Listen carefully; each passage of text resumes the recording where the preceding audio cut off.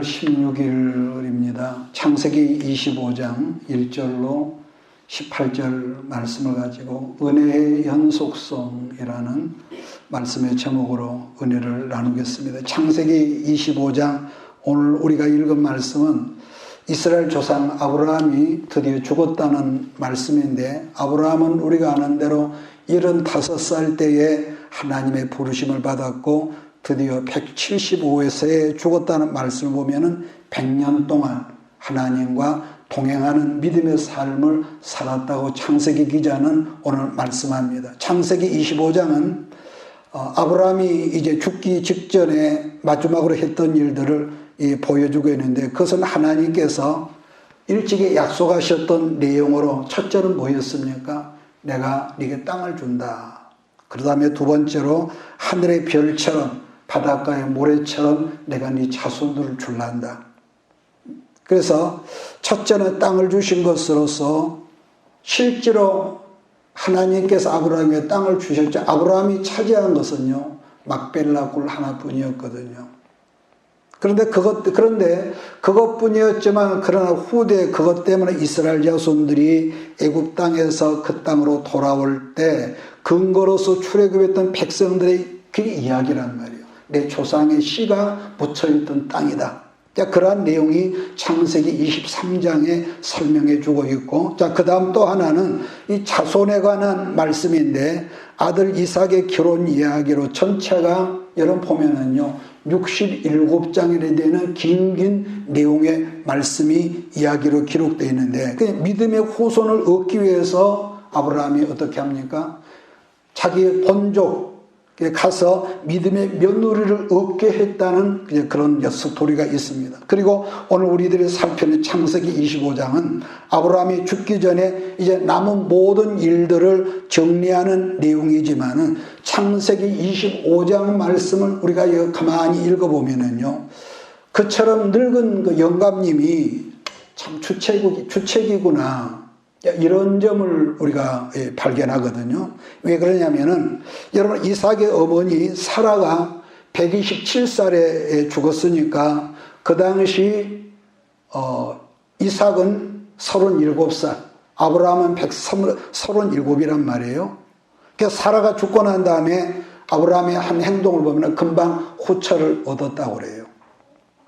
그 여자 이름이 그두라라는 여자인데, 후처였던 그두라가 아브라함을 통해서 어떻게 됩니까? 아들 6을 낳고 또 손자들까지 이렇게 낳았음을 말씀하고 있습니다. 사실 여러분, 아브라함이 100세 이삭을 낳았다는 것도 정말로 여러분 그 기적 중에 기적이라고 우리는 그렇게 들었었고 그렇게 말한단 말이에요. 자, 그랬었는데 자기 본부인 사라가 죽고 아브라함이 137살이었고 그랬을 때 그 후로 후처를 얻어서 자식을 6명이나 낳았다. 그랬다라고 우리가 생각을 해볼 때에 어떻게 보면 사실 별 의미도 없는 내용들을 창세기 기자가 기록을 해놓고 있거든요. 자, 우리가 1절부터 4절을 한번 찾아 읽으면서 오늘 말씀의 줄거리를 찾아보겠습니다. 1절입니다. 시작. 아브라함이 후처를 맞이하였으니 그의 이름은 그두라라. 그가 시므란과 욕산과 무단과 미디안과 이스박과 수아를 낳고, 욕산은 스바와 드단을 낳았으며 드단의 자손은 아수르 족속과 루드시 족속과 루미 족속이며, 미디안의 아들은 에바와 에벨과 한옥과 아비다와 엘다니라 그두라의 자손이었더라. 아까도 말했지만 사실 내용은요 별로 의미가 없어 보여요. 그래, 의미가 없지만은 그러나 분명한 것은 사실은 여러분 팩트에 의한 기록이었다는 게란 말이에요. 여러분, 사람은 나이가 들면은 다 그런 건 아니죠. 어떤 사람은 나이가 들어갈수록 노욕이 생겨가지고 이것도 저것도 다 놓고 갈 건데 움켜쥐는 사람이 있죠. 그런데 그리스도가 채워진 사람을 보면은요, 뭐가 있느냐? 맡기는 것이 나이가 들어가면서 가능한 그런 사람들이 있습니다. 그냥 똑같은 예수를 믿어도 여전히 움켜잡고 내 것만 하는 사람이 있고, 또 한 부류는 나이가 들어가면서 모든 걸 하나님께 맡기는 그런 불가 있단 말이에요. 그럼 왜 그러면 후자는 맡기는 것이 가능할까? 그랬을 때요. 첫째는요. 내가 가진 힘이 적어지거든요. 내 힘. 물론 사람에 따라서 아까 말한 나이가 들어갈수록 점점 자기밖에 모르는 그 아주 늙은 영감이 있기도 한데, 그런데 말입니다. 노욕이 많은 사람들은 맡기는 삶이 그야말로 정말로 힘든가 봐요. 이 말 들어보면. 그러니까 나이가 들어도 인생의 어떤 참 의미를 모르는 사람들은 지금 이렇게 살아가는 삶의 의미를 그렇기 때문에 하나님께 묻지도 않고 그저 먹는 거, 입는 거, 의식주 편안하니까 어떤 불편함 없이 살고요.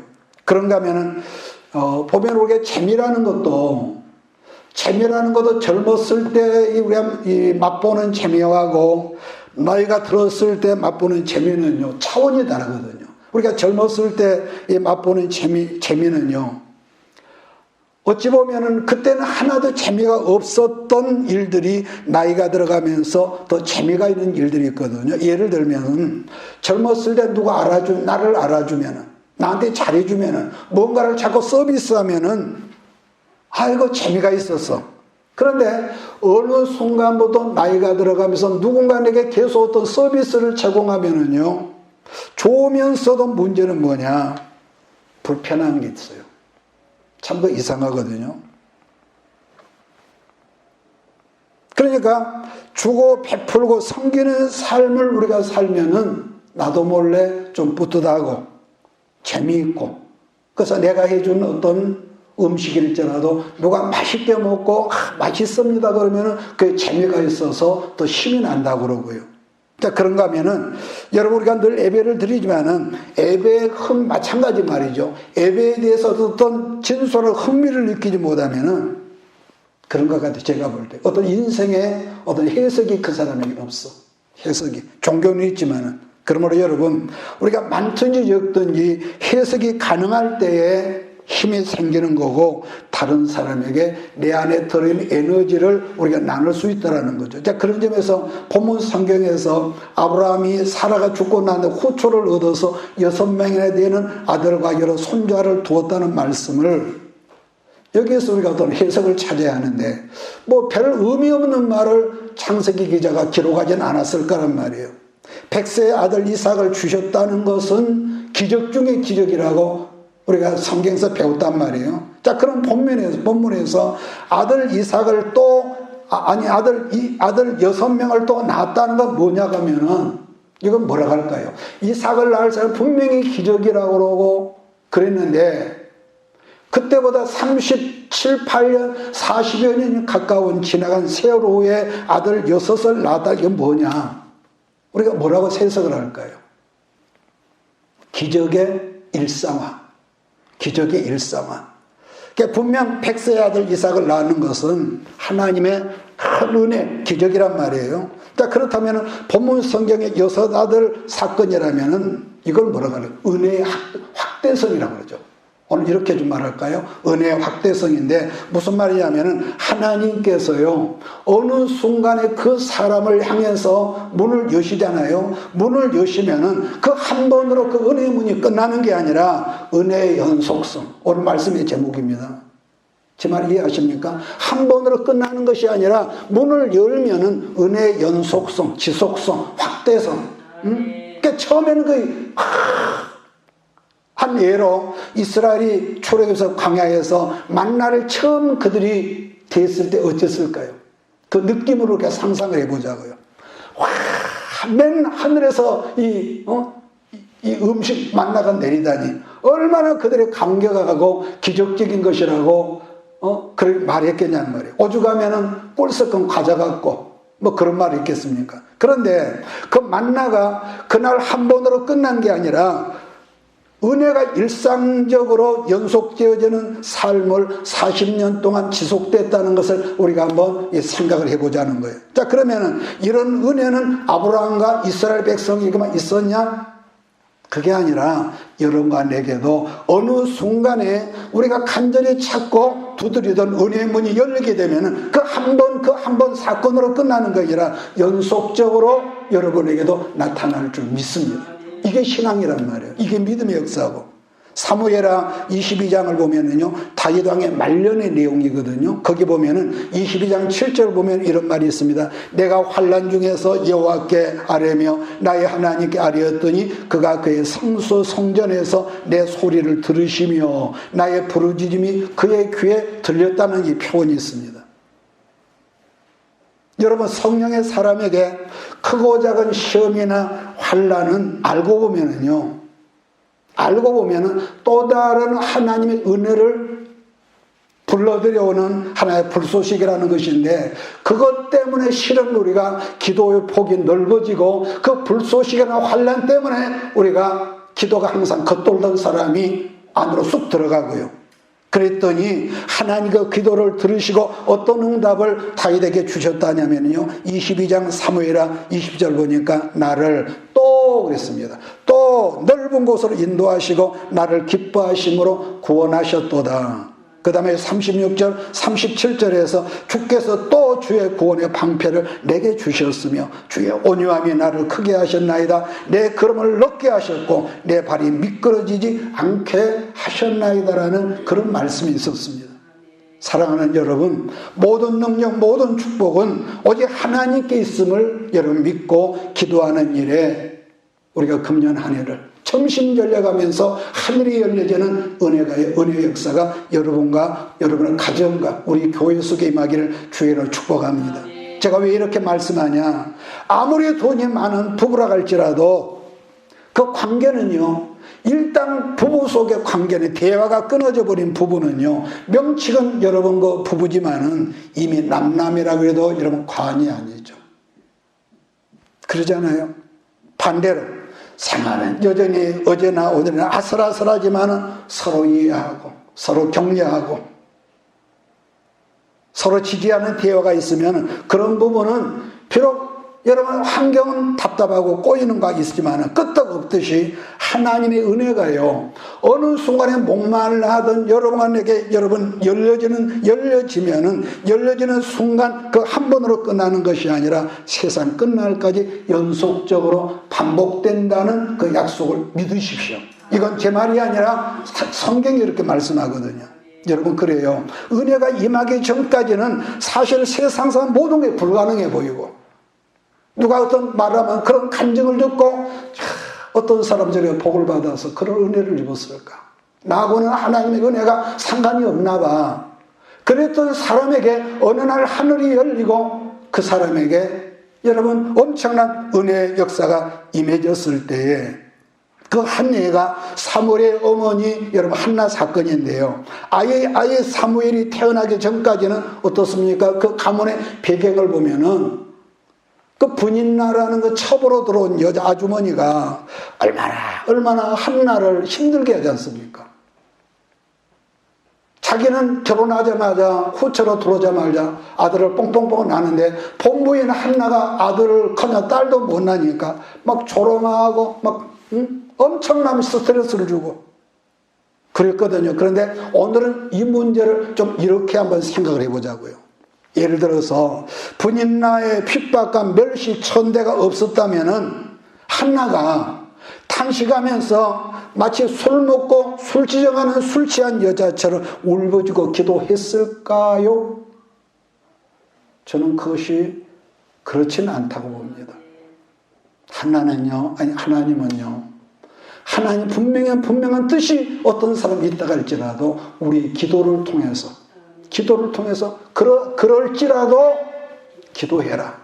성경 그렇게 말씀하고 있거든요. 그러니까 우리가 아는 찬송 중에 아마 제가 좀 생각이 안 나는데 이 풍랑 인연하에서 더 빨리 갑니다 라는 노래가 있듯이 여러분 우리들 삶 가운데서 우리는 여러분도 이렇게만 나도 환난 같은 아픔을 원하진 않지만 크고 작은 문제가 오면은요, 이 문제라는 걸 알고 모든 해답을 가지신 하나님께 인도하는 바람이더라는 게 결국은 알고 보니까 그때는 그것 때문에 죽고 싶고 그것 때문에 도망가고 싶었는데, 그러니까 그걸 깨닫는 것이 성령의 사람으로 여러분 지혜였고요.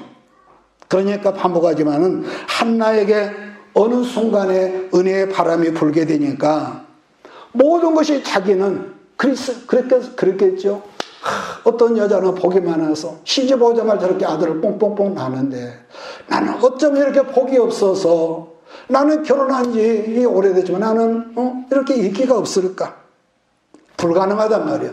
하나님의 축복과 하나님의 은혜는 나하고 상관이 없는 것처럼 여러분 보였는데, 꿈에 그리던 사무엘이 자기 몸에서 태어났고 그것으로 끝난 게 아니라 뭡니까? 은혜에, 아까 말했죠. 오늘 말씀의 제목처럼 은혜의 연속성이 나타나서 아들, 딸, 아들, 딸 다섯이나 나타나고 성경은 그렇게 말씀하더라는 거죠. 사무엘상 2장 21절을 제가 봅니다. 여호와께서 한나를 돌보시사 그로 하여금 임신하여 세 아들과 두 딸을 낳게 하셨고 아이 사무엘은 여호와 앞에서 자라니라.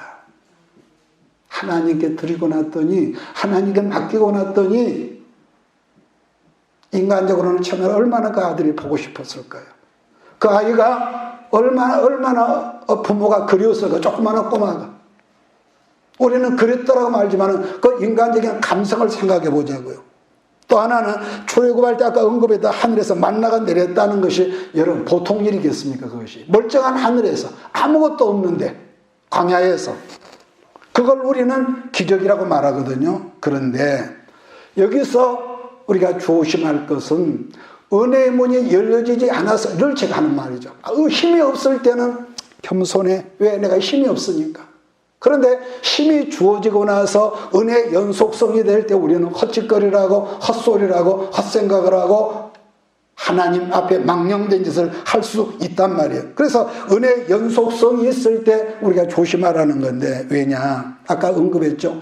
처음에는 얼마나 그들이 감격하고 얼마나 그들이 감사했던 사람들이지만 나중에 뭐합니까? 맨날 이것만 준다고. 하나님 맨날 이것만 줍니까? 맞다고리 없는.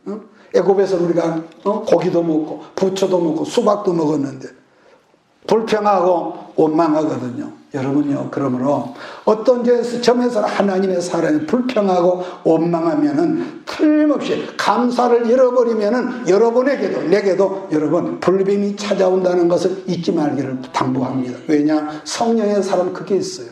감사를 잃어버리면 불평을 하면은 불뱀이 찾아와. 불뱀. 그래서 시편 기자가 했던 말인데, 감사를 잃어버려 하나님께서 그 사람을 찢어버리신다. 이렇게 말씀하셨기 때문에 여러분, 우리는 어떤 일에 어떤 우리가 불편스러운 일을 만났을지라도 감사가 여러분의 가슴과 입에서 일상화되기를 주의 이름으로 축복합니다. 일상화. 그래서 훈련이 필요하거든요.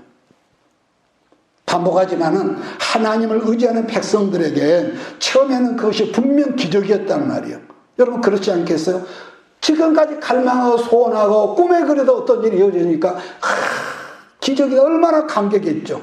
그러므로요, 우리가 주의해야 할 것은 항상 우리가 부부관계도 그렇고 부모관계도 그렇지만 관계가 느슨해지고 멀어지지만 않으면 끝도 없는 은혜의 일상화가 마치 수도꼭지에서 물이 나오는 것처럼 여러분의 일생의 삶 속에 물이 터져나와서 나는 여러분들 삶 속에 물된 동산과 같은 그런 축복의 역사가 있을 것을 나는 믿습니다.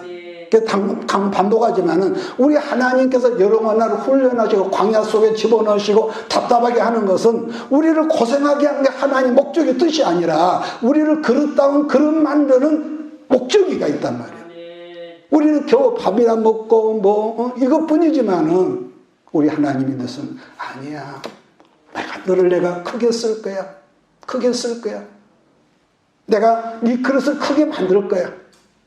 여기에 하나님의 주안점이 있단 말이에요. 그래서 우리가 드리는 기도도 마찬가지인데, 우리들이 일상 속에 늘 드리는 기도도 이런 본래는요, 우리가 성경을 보면은 일반 백성들은 하나님이나 기도도 못했습니다. 원래는 기도도 못했고 오직 하나님의 제사장을 통해서만 기도도 가능했거든요. 뿐만 아니라 우리의 속죄도 본래는 언제 속죄합니까? 대속죄일은 7월 15일 날 대제사장이 우리를 위해서 자기 백성을 위해서 짐승을 잡아서 피를 양푼에 받아가지고 지성전에 들어간단 말이에요.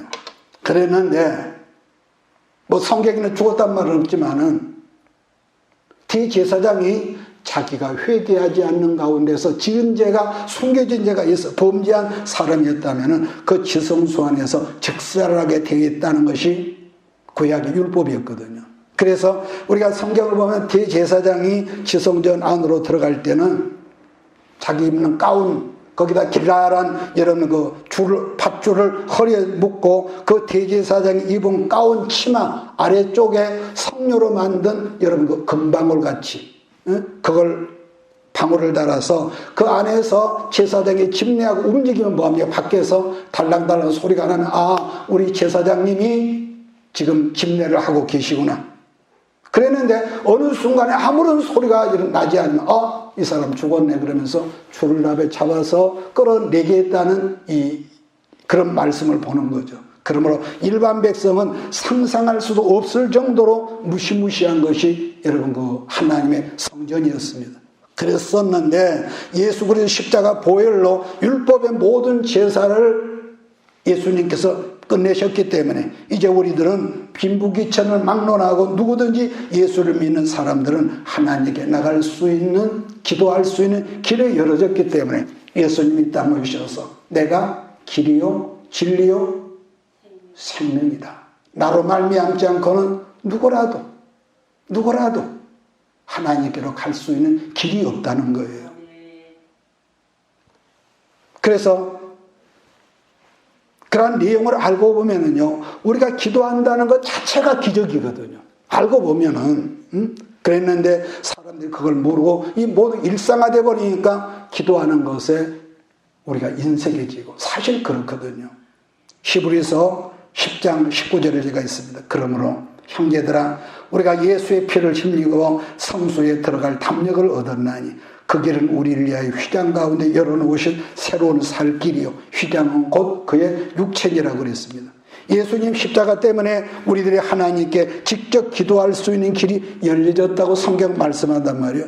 그게 처음에는 아까 말한 대로 엄청난 은혜였지만은 그런 기적의 순간이 어느 날 일상화돼 버리니까 사람들이 하나님 앞에 있어도 시큰둥해지고 어떤 의미도 없고 종교적으로 이런 바꿔지고요. 이런 점에서 사람이 하나님 앞에요. 우리가 중요한 것은 그래서 어차피 인간은 이럴 줄 아니까 하나님 앞에 바로만 서 있으면은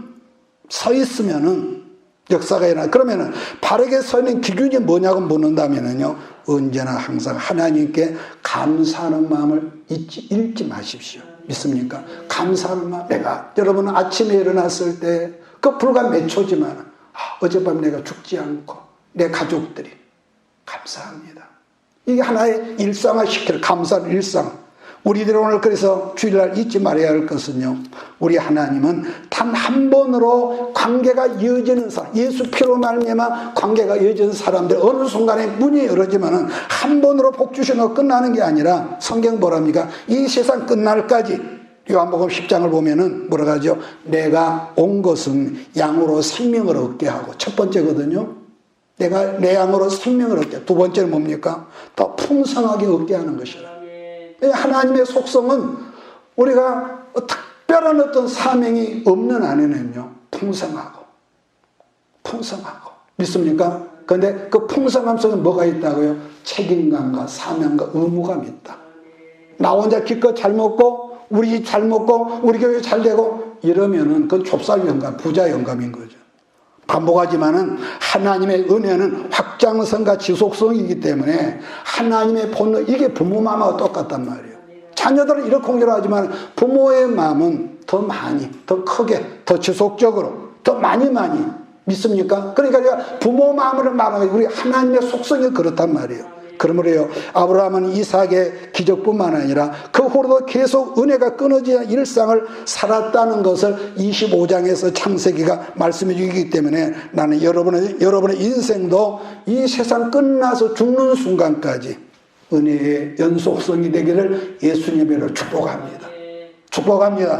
예. 또 한 가지는 아브라함이 분명히 하나님의 언약을 받았지만은 지난번에 몇 번 말했죠. 조급함으로. 분명히 하나님의 약속을 했지만은 내 삶 속에 변화가 없어. 그 조급함으로 말미암아 실수도 하고 그랬지만은 실수해서 낳은 아들이 이스마엘 아닙니까? 그러니까 그 사건 때문에 하나님이 우리가 보면은요, 나는 처음에 14년 만에 오셔서 하는 말씀이 나는 전능자다 그랬단 말이에요.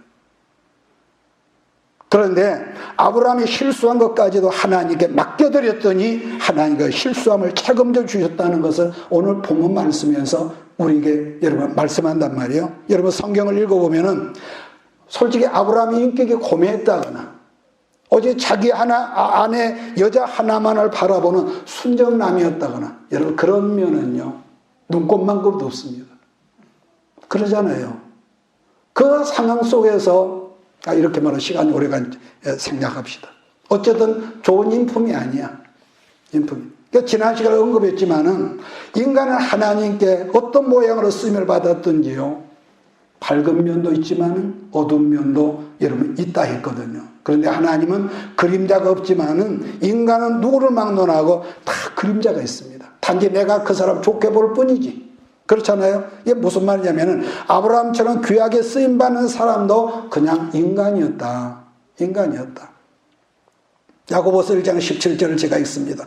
온갖 좋은 은사와 온전한 선물이 다 위로부터 빛들의 아버지께로 내려오나니 그는 변함도 없으시고 회전하는 그림자도 없으시니라. 따라서요 하나님은 뭘 하시든지 그림자도 없고 부작용이 없다는 말이지만 여러분과 나는 인간은 비록 우리가 하나님 앞에 있다 할지라도 마치 뱀 아시죠? 뱀은 1년에 한두 번 자기 허물을 벗어야만이 생존이 가능하다고 하는 것처럼 우리들도 말씀의 거울에 비춰서 계속 우리 어떤 허물을 벗어버려야만이 우리의 생각이 심령이 건경화되지 아니하고 주님 앞에 바로 서 있는 온전한 주의 그릇이 되어짐을 믿으시기를 바랍니다. 이 벗어버려야만이 내 안에 흠없는 에너지가 나온다.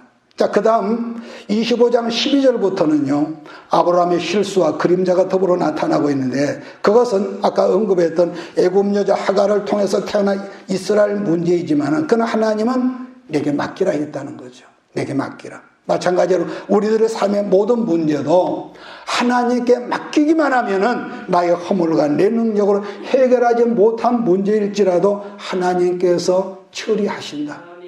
이게 믿음의 영적인 생활이거든요. 아브라함이 하갈과 이스마엘을 쫓아낼 때가 이스마엘이 16살이고 우리가 성경을 보면은 이삭이 아마 서너 살 젖들 때쯤이니까요. 13년 차이거든요.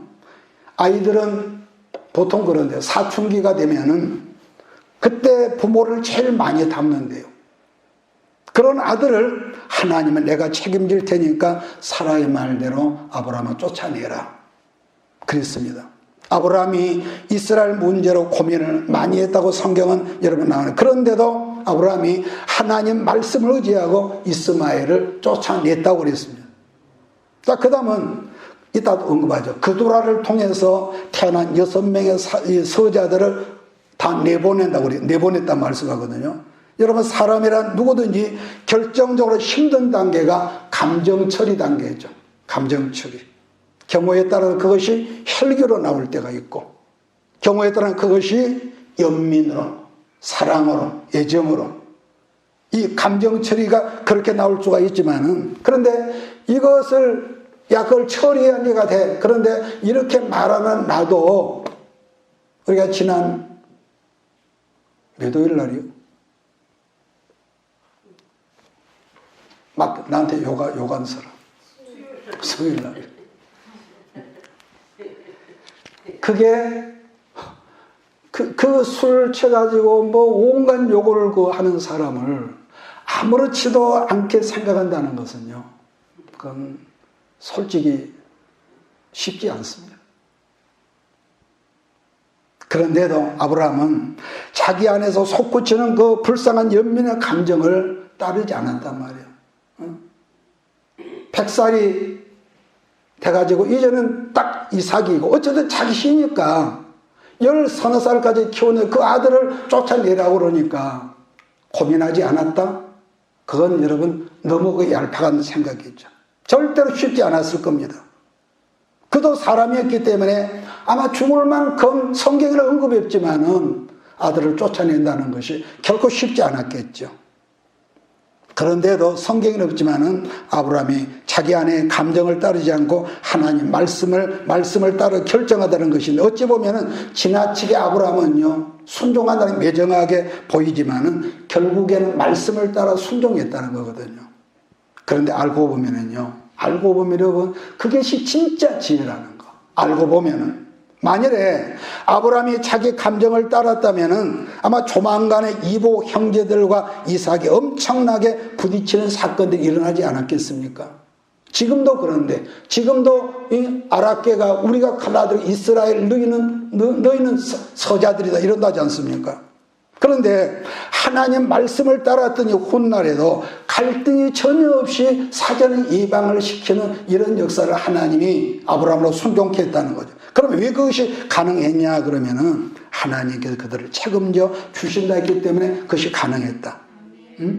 여러분 그도라의 아들들인 6명에 관한 말씀을 보겠는데 우리 한번 읽어봅시다. 6절입니다. 25장 6절. 자기 서자들에게 재산을 주어 자기 생전에 그들로 하여금 자기 아들 이삭을 떠나 동방 곧 동쪽 땅으로 가게 하였더라. 본문에 등장하고 있는 그도라의 아들들 가운데 대표적인 사람이 누가 있겠습니까? 미디안, 곧 훗날 모세의 장인 집안이죠. 미디안족은 광야에 있었던 족속이고 그 다음은 대표적으로 아수르 족속인데, 이들은 어디까지 자기 아버지 집을 떠나서 거처를 옮겼다냐면은 팔레스타인에서 멀리 떨어진 지금의 그 유프라테스 강유역, 그러니까 이라크, 이란, 그 민족의 뿌리라고 말하는 거예요. 자, 그런데 성경 역사를 보면 아브라함의 실수를 통해서 낳은 자식이라 할지라도 아브라함의 아브라함의 자손들이 하나같이 뭐합니까? 비록 서자들이었지만은 다 자손들이 복을 받았고 하나님께서 아브라함 약속하셨던 말씀대로 그들이 훗날 강대한 민족, 강대한 나라가 되었다고 성경은 말씀합니다. 특별히요, 눈물로 떠나보내서 이스마엘 족보에 대해 성경은 자세히 언급하고 있는데, 야곱에게 12아들이 있었던 것처럼 이스마엘에게도 몇 아들이 있었습니까? 12아들이 12방백이 있었다고 그렇게 성경은 말씀하고 있는데, 특히 그들이 아주 강대한 나라를 이루었다는 거죠. 그런데 말입니다, 아까도 말했지만 만약에 늙은 아브라함이 인간적인 어떤 자기 감정, 연민의 그 애정으로 비록 서자라고 하지만은 할지라도 자기 새끼인데, 자기 그 자식 사랑에 끔찍했을 터인데 이스마엘을 계속 품고 있어서 이삭 곁에 더불어서 머물게 했다면은 모르긴 몰라도 그 집안이 콩가루 집안이 되지 않았을까? 그런데 하나님은 분명 이삭을 약속하셨지만은 아브라함이 조급함으로, 그래서 우리도 마찬가지입니다. 나도 조급할 때가 많아요. 여러분도 그러겠죠? 조급하면은 이삭을 약속 받았을지라도 무엇을 낳는다고요? 이스마엘을 낳을 수 있다. 이게 성경 속에 있는 것만 아니라, 그래서 이스마엘을 아브라함 내 씨니까 네가 내 말에 순종하면 내가 그에게도 내가 복을 주겠으며 책임줄란다 말씀을 하셨단 말이에요. 그랬을 때에 아브라함이 어쩌면 밤새 잠 못 잤을지도 몰라요. 아멘하고 하나님과 맡겨드렸더니 그렇게 되더라는 것이 오늘 말씀의 주된 여러분 메시지인데요. 여러분 지금도 여러분의 무능력이나 무지나 가난이나 궁핍이나 열등감이나 이것을 하나님께 맡겨드립시다. 맡기십시다 우리가. 왜냐? 우리 하나님 아버지께서 내가 너를 책임져 줄란다. 내가 너를 책임줄란다. 25장 12절로 18절입니다. 같이 읽습니다. 사라의 여종 애굽인 하갈이 아브라함에게 낳은 아들 이스마엘의 족보는 이러하고 이스마엘의 아들들의 이름은 그 이름과 그 세대대로 이와 같으니라. 이스마엘의 장자는 누바요시요 그 다음은 게달과 압부엘과 밉산과 미스마와 두마와 마사와 하닥과 게마와 여돌과 나비스와 게드마니 이들은 이스마엘의 아들들이요 그 총과 부락대로 된 이름이며 그 족속들은 12지도자들이더라. 이스마엘의 향년이 137세의 기운이 다하여 죽어 자기 백성에게로 돌아갔고 그 자손은 하올라에서부터 아수르로 통하는 애굽 앞 술까지 이르러 그 모든 형제의 맞은편에 거주하였더라. 여러분 히브리서 성경을 보면은요 안식한다는 말씀이 있거든요. 그럼 안식이라는 말 그대로 쉰다는 여러분의 표현인데 이스라엘로 우리가 말을 옮기면은 출애굽한 백성들의 안식은 어디라고 그러느냐? 가나안 땅에 들어가는 것이 안식이라고 그랬습니다. 가나안 땅에 들어가는 것. 그래서 가나안 땅에 들어가지 못한 광야에서 죽은 백성들을 뭐라고 합니까? 안식하지 못했다는 표현을 히브리서 성경은 그렇게 말씀하죠. 자, 그렇다면은 여러분 우리들이 육체를 입고 이 땅에서 나그네로 살아가지만은 모든 크리스찬의 궁극적인 목표는요 여러분도 나도 천국 가는 것이 목표 아니겠습니까? 그렇기 때문에 안식의 의미를 완주라는 개념으로 성경을 설명하고 있는데요. 자, 그러면 안식의 내용을 쉰다고 그랬는데 쉰다는 개념은 하나님께 나의 모든 염려를 맡긴다. 자, 헷갈리지 않기를 바랍니다. 맡긴다는 뜻이에요. 그럼에도 불구하고 우리는 일평생 신앙을 했으면서도 왜 때로는 맡기지 못하고 내가 그 문제를 붙잡고 늘어지고 있는 거야. 실력도 없고 능력도 없으면서. 간단하거든요. 오직 내 능력으로 이루어야 한다는 것 때문에 그래야만이 내가 시원하기 때문에 결국은 하나님께 맡겨드리지 못한다는 어떤 습관적인 그런 게 있어요. 그러므로요 안식이라는 개념은 내가 주일날 예배 끝났으니까 어디 가서 돈 벌 데가 없나 두리번거리는 사람이 아니라 하나님께 부족한 나 능력 없는 나를 맡겨드리면은 하나님께 여러분의 꿈을 완성시켜 주신다는 그것을 오늘 믿으십시오. 제가 말씀했죠. 내가 알기 때문에 하나님 나를 축복하신 거야. 말씀이 나를 이끌어가는 것을 순종할 때에 그 말씀이 에너지가 돼서 우리를 물된 동산의 길로 이끌어 가신다고요.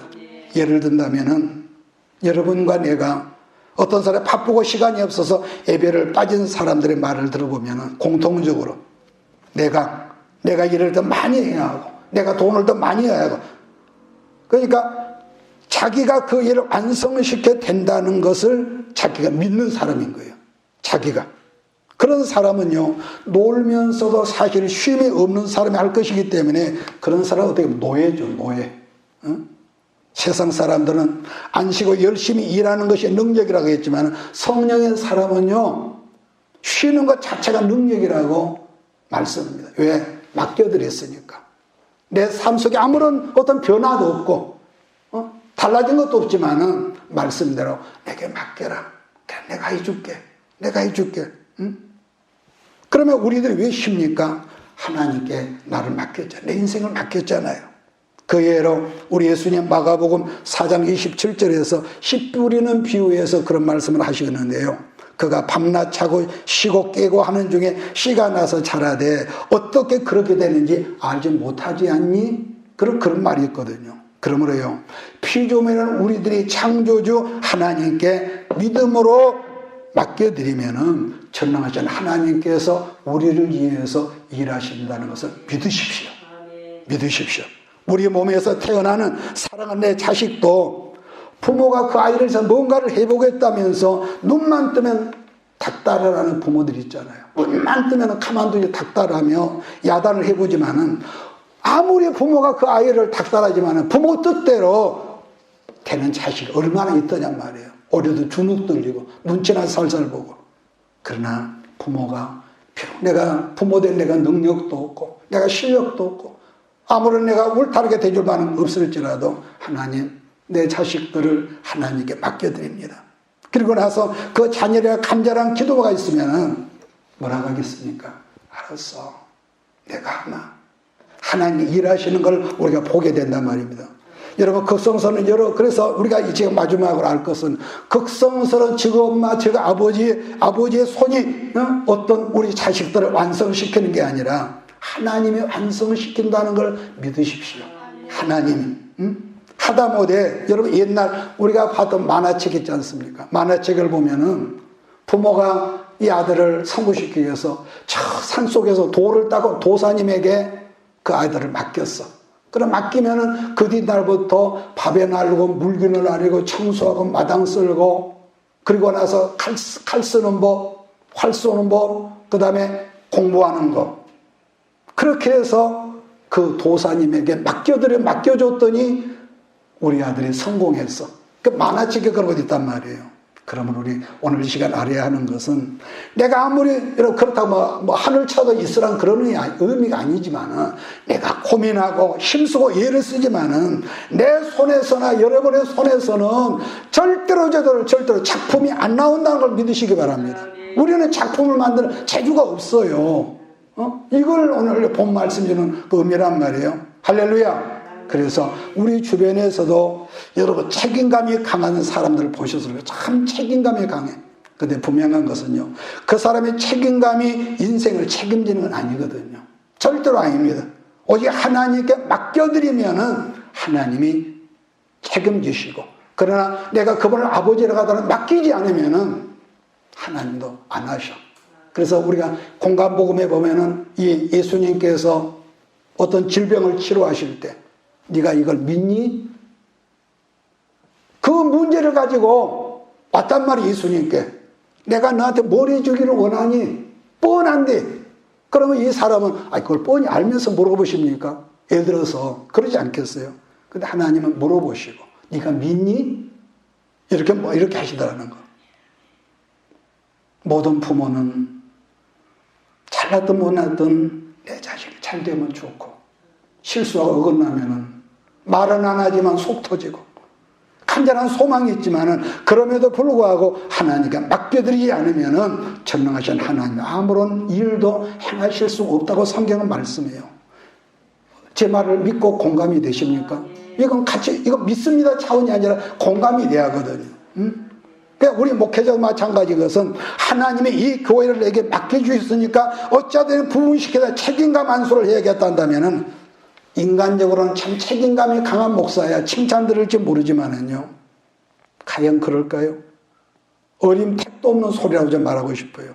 아니, 내가 돈 벌어서 돈 들어가지고 교회를 시작했으니까 그게 아니라 예수님 피로 값주고 산 교회라면은 주님께 맡겨드릴 때, 맡겨드리고 우리가 할 수 있는 건 최선을 다해서 고민하고 노력하고 하나님이 기뻐하시는 그 작은 우리가 성의를 최선을 다해서 하면은 하나님께서 찬송해야 되죠. 내가 붙잡던 거 주께 맡기면, 주께 맡겨드리면, 비록 실수하고 잘못해서 한때 하나님께서 아브라함을 섭섭하게 하셨지만은 잘못해서 태어난 아들일지라도 이스마엘을 하나님께 맡겨드리고 그도라의 자식들을 맡겨드렸을 때 수평적 관점으로는 하나님 무척 매정하고 아브라함이 무척 매정하게 느껴질 수도 있지만은 하나님은 내게 맡겨라. 그러니까 믿음으로 하나님께 맡겨드렸더니 아브라함이 그 나라에 두는 것보다 더 창대하고, 성경 뭐랍니까? 왕성해져서 이스마엘 후손들이 알고 보면요, 이삭의 후손들보다 훨씬 더 부자로 잘 살고 땅도 넣고, 여러분 그랬습니다. 그러므로 뭐든지 부족한 내 능력으로 그걸 이루려고 꿈꾸고 고민하지 말고 한숨 쉬지 말고, 하나님 내가 가다가 또 넘어질지라도 이 문제를 내가 주님께 맡겨드립니다. 역사해 주심을 믿습니다. 그래서 하나님께 믿음의 기도를 맡겨서 풍성한 축복이 여러분에게 나타나기를, 간증이 풍성한 2021년 되기를 주의로 축복합니다. 자, 그럼 마지막으로 이삭과 이스마엘에 받은 축복의 차이점, 이렇게만 좀 말씀을 끝내겠습니다. 여러분 궁금하지 않습니까? 이삭과 이스마엘의 축복의 차이점이 뭘까? 25장 5절을 보십시오. 거기 보면은 아브라함이 이삭에게 자기의 모든 소유를 주었고, 자, 지금 말씀은 단순하게 뭘 말할까? 재물만의 문제는 아니라고 보거든요. 여러분 그러잖아요. 아까 말한 것처럼 단순하게 어떤 재물 상속 이런 본다면은 이스마엘 계통이 이삭의 계통보다 훨씬 더 창대하고 더 땅도 크고 더 강했습니다. 그러니까 이삭의 자손은 역사적으로 보면 팔레스타인 지금이나 예나 그 조그마한 땅, 물론 다윗과 솔로몬 때까지는요 유파라디스 강 유역까지 전부 다 다스렸다고 성경은 약속을 하고, 아브라함의 약속에도 약속이 다윗 때 그 언약이 이루어지고 그들은 한 번도 그게 없었습니다. 그러니까 반복하지만 역사적으로 팔레스타인 땅에 한정되었지만은 유프라테스 강 유역의 터전을 삼았던 이스마엘의 후손들은 그 넓은 땅이나 누렸던 엄청난 문화의 어떤 걸 보면은요, 이삭 계열하고 비교 게임이 안 됩니다. 이건 내가 만들어 온 말이 성경이 그렇게 말씀하거든요. 그렇다면은 하나님께서 이삭 계열에게 특별하게 많이 주셨던 것이 있는데 그게 뭐냐 한다면 그 영적인 유산이었다. 믿습니까? 영적인 유산이었다. 창세기 25장 11절을 우리 같이 읽으면서 끝내겠습니다. 시작. 아브라함이 죽은 후에 하나님이 그의 아들 이삭에게 복을 주셨고 이삭은 부엘라의 근처에 거주하였더라. 여러분, 이 세상에서 부모된 사람이 자식에게 제일 주기 쉬운 게 뭐냐면요, 물질로 말면 유산이다. 어떤 분이 그런 말을 했습니다. 자기 책에서 물질로 말면 유산이다. 그러나 나는 여러분에게 당부한대요.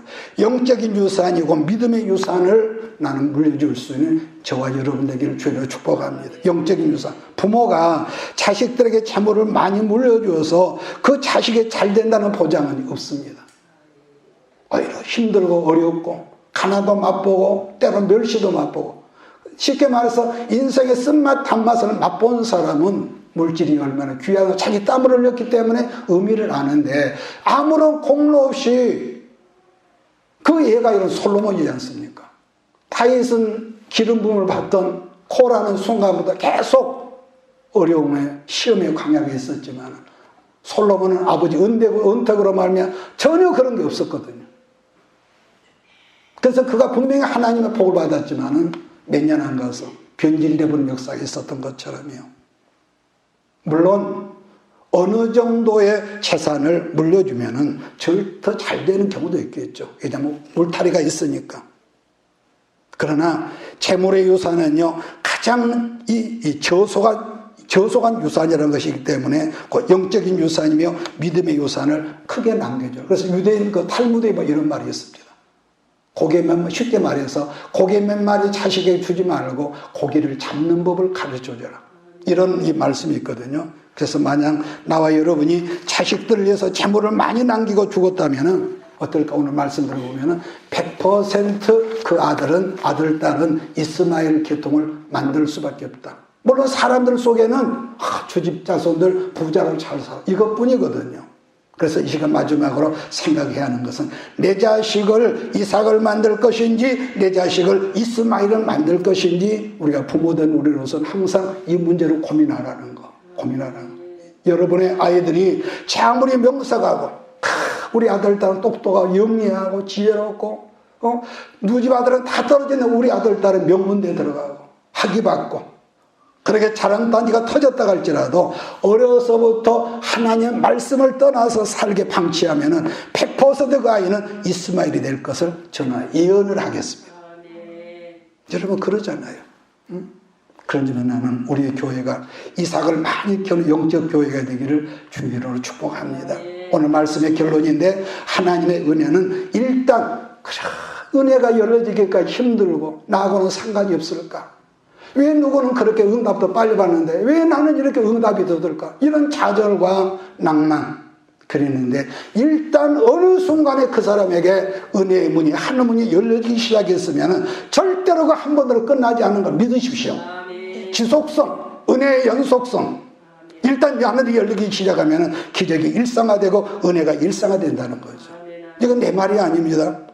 그리고 뭘 완성시킨다 할 때에 사람인 여러분과 내가 하는 것이 아니라 하나님께서 완성을 시킬 수 있도록 우리의 모든 환경을 그분이 배열하시고 때가 되면 사람들을 붙여주시고요. 그래서 내가 하나님께 맡겨드릴 때 완성된다는 말씀이기 때문에 맡길 때에 뭐가 있다고 그랬습니까? 그때 내가 안식이 있다.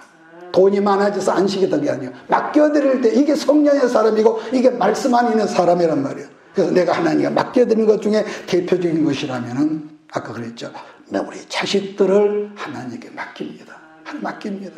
돈을 많이 물려주면은 그 자식이 이스마엘 될 확률이 많으니까 어려서부터 알아듣더니 못하더니 선교하는 거, 우리보다 어려운 주의종들, 우리 교회보다 더 어려운 이 선교사님들, 그렇게 말을 해주면서 주는 자가 받는 자보다 복되다는 것을 늘 그 아이로 하여금 우리 아이들로 알게 해주고요. 주입시키고 사람은 왜냐 본질적으로 교육하지 않고 가르치지 않으면은 결국은 자기밖에 모르는 짐승적인 마인드라 하거든요. 왜 우리가 하나님께 기도하고 왜 그분에게 구할까요? 하나님은 언제든지 주시는 분이거든요. 여러분 그러잖아요. 맨날 우리가 꾸중만 하고 잘못한 거 책망하면 우리가 그분에게 가겠어요? 그런데 응답해 주시고 전혀 엉뚱한 방향에서 우리의 통로를 열어주시거든요. 그러면 우리 주님의 속성이라는 것은 주고 나누고 베푸고 그래서 예수님이 말합니까? 주는 자가 받는 자보다 복되단다. 이렇게 있죠. 그래서 여러분 언제나 가짜는 겉으로 볼 때 아무리 그럴 듯해 보이지만 아무런 능력이 없습니다. 그래서 언제나 영적인 유산을 물려주고자 힘쓰는 성도 여러분 되게 하시고 그래서 여러분 첫째는 당부하지만은 내가 하나님께 내 주머니는 텅 비었지만은 하나님 내가 하나님께 복 받는 자가 되게 하소서. 두 번째 뭡니까? 내가 복을 받음으로 나를 만나는 모든 사람들이 다 복을 받게 하여 주시옵소서. 피스메이커거든요. 그래서 시끄럽고 복잡하던 어떤 사람들을 만났는데 이상하게 집사님 만나고 대화하냐 이상하게 내가 이거 편해 이런 감정을 듣지 않습니까? 우리가 그런 피스메이커 어떤 사람 만나면은 그 사람 만나면은 그냥 머리가 아프고 깨지려고 그러고 아주 헷갈리고요. 그런 사람이 있거든요. 아니올시다. 나는 여러분들이 비록 실수가 있고 아직도 우리가 주 앞에 다듬어지지 못한 그런 부분이 있을지라도 하나님의 거룩한 은혜를 힘입어서 영적인 유산을 물려주는 이삭의 계통이 되기를 주의로 축복합니다. 살아계신 우리 아버지 하나님, 오늘 우리가 5월 15일 주일을 맞이해서 하나님 은혜의 연속성, 기적의 연속성에 대해서 말씀에 우리가 떡을 나누었습니다. 하나님 금년 안에 진정의 교회가 우리 모든 식구들이 오늘 이 말씀에 통찰하는 사랑하는 지체들이 하늘문이 열려지게 하시고 아버지 우리가 이 땅을 살면서 나를 위해 사는 그것이 아니라 주는 자가 받는 자보다 복되다는 것 그래서 물된 동산과 같은 아버지가 끝없이 크고 넓은 우주적인 그 수원지 예수 그리스도로 말미암아 우리가 주는 자가 되고 공급하는 자가 되어서 하나님 우리 생명이 끝나는 날까지 하나님 복 있는 자가 될 수 있도록 교회를 축복하시고 우리 모두를 복내려 주시옵소서. 예수님의 이름으로 축복하며 기도드리옵나이다. 아멘. 내가 너와 항상 함께 하리라. 내가 너를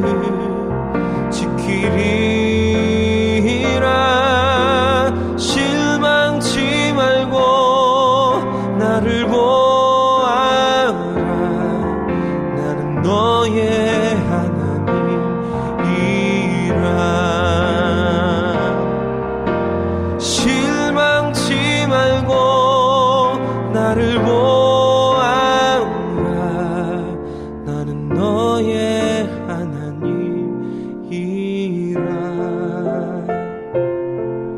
나는 너의 하나님이라.